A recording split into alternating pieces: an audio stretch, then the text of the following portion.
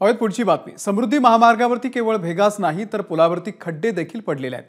एखादं मोठं वाहन तिथून गेलं तर अख्खा रस्ता हलतो। पुलावरील या खड्ड्यांमुळे भरधाव वाहनांचा अपघात होण्याची शक्यता नाकारता येत नाहीये। आढावा घेतलाय कृष्णा केंडे यांनी।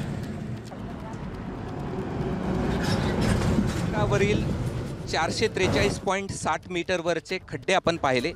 थोडंसं पुढे आल्यानंतर ब्रिजची अवस्था काय आहे हे देखील आपण पाहतो आहोत।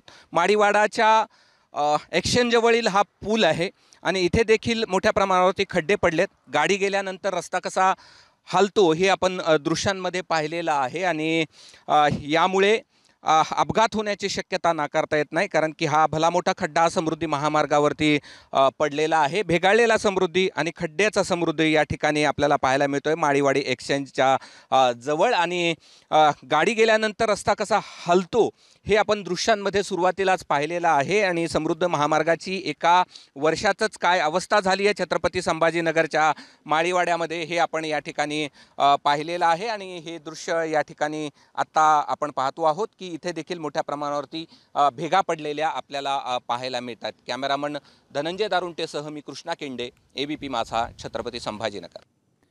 दरम्यान समृद्धी महामार्गावरच्या या भेगांसंदर्भात आणि खड्ड्यांसंदर्भात काँग्रेसचे प्रदेशाध्यक्ष नाना पटोले यांची प्रतिक्रिया आलेली आहे, आपण पाहूयात। ज्याप्रमाणे अटल सेतूच्या बाबतची भूमिका आम्ही घेतली आणि त्याचं टिंगल राज्याचे मुख्यमंत्री विधानसभेमध्ये नाना पटोलेजी करत होते। जो यांचा समृद्धी मार्ग म्हणजे यांची समृद्धी त्याच्यात झाली, रोज लोकांचे जीव चाललेत, पण या सरकारला त्याची काळजी नाही। समृद्धी मार्गामध्ये झालेल्या भ्रष्टाचाराचे परिणाम आहेत। या समृद्धी मार्गाला सुद्धा भेगा पडलेल्या आहेत, पण हे निर्लज्ज सरकार आहे। या सरकारला कुठली लाज शरम नाही आणि म्हणून या सरकारला आता जनताच धडा शिकवेल।